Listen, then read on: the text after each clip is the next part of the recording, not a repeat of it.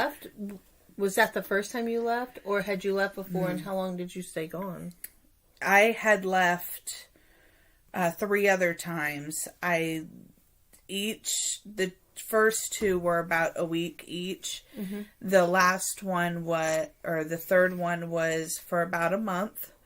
I had a new cell phone. I was doing good with work. We had a routine.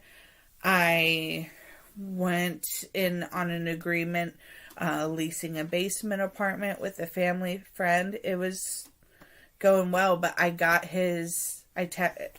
I can't remember how exactly, but we exchanged a few text messages. And then it was phone calls. And then before you knew it, I had moved back in with him. And the abuse continued not long after until finally I left for good.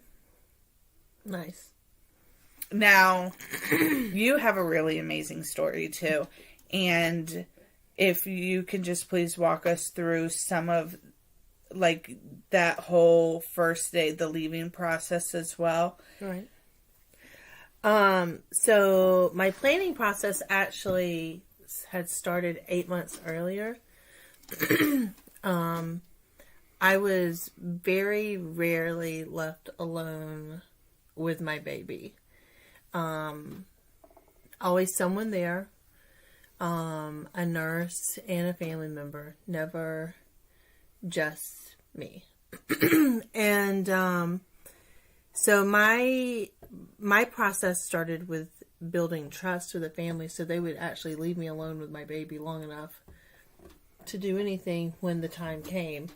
And anything that I thought of as a plan during those 8 months before I actually left, like none of it was even what happened, or, I don't even remember what it was. I just know that when I left, everything was pretty much done, decided, moved, changed, planned out, all within the final 72 hours. So I'd gotten most of my stuff out. My stuff, kids' stuff. My youngest son had medical needs, so I got all the medical stuff out. Oxygen tanks, feeding tubes, medicines, nebulizers, and then the clothing and the diapers and the toys and the teething stuff and all that. I got things out. I hid stuff at your house. I hid stuff at my other friend's house. And so came the Thursday that we left. I only had to get the youngest out because my middle son was going to summer camp. And I had packed a lot of his stuff in his tote that he actually took to camp with him. And so he and his stuff was basically out. So the day that I left, I got up like any other day and, say goodbye, come home tonight, let's talk, family's coming in this weekend, we need to make plans. And so, okay.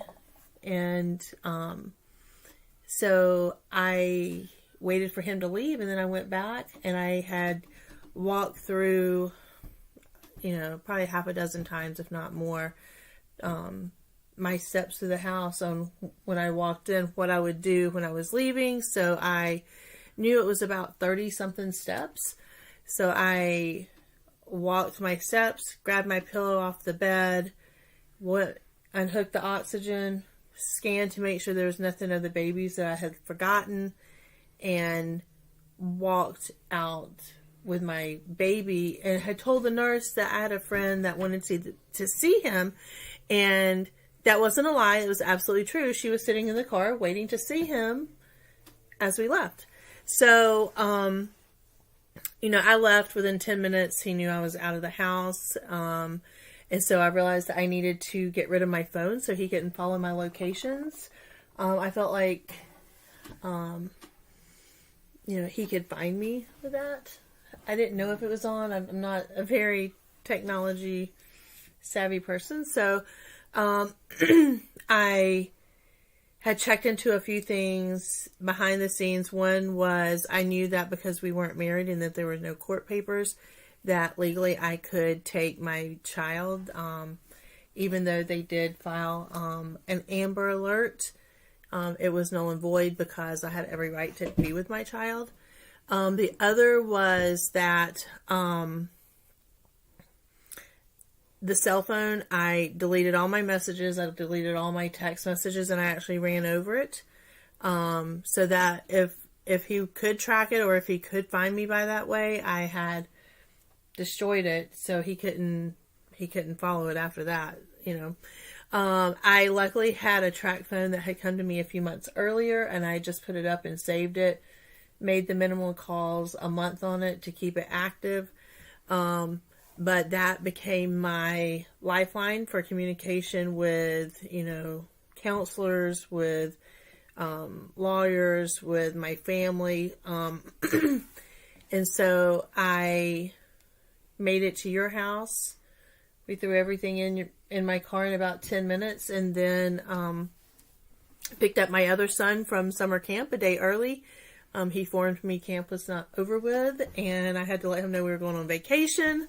And I think it took him probably 3 or 4 days, and he kind of looked at me. He said, "We're not going back to Virginia, are we?" And I said, "No, we are not." So we left. But the way we went was we went down from Virginia through Tennessee, and when we got to the Tennessee line, the sun was setting, so we stopped for kind of a picnic dinner, and at that moment was the moment I felt actually free, where I could actually breathe for a moment. It was kind of a hustle and bustle morning, and kind of watching your back and getting out of the situation for most of the day. And when we stopped in Tennessee, and we ate that dinner, I felt like I could breathe for a moment, and I just kind of had a peace about things. So that's awesome. Thank you so much. Thanks.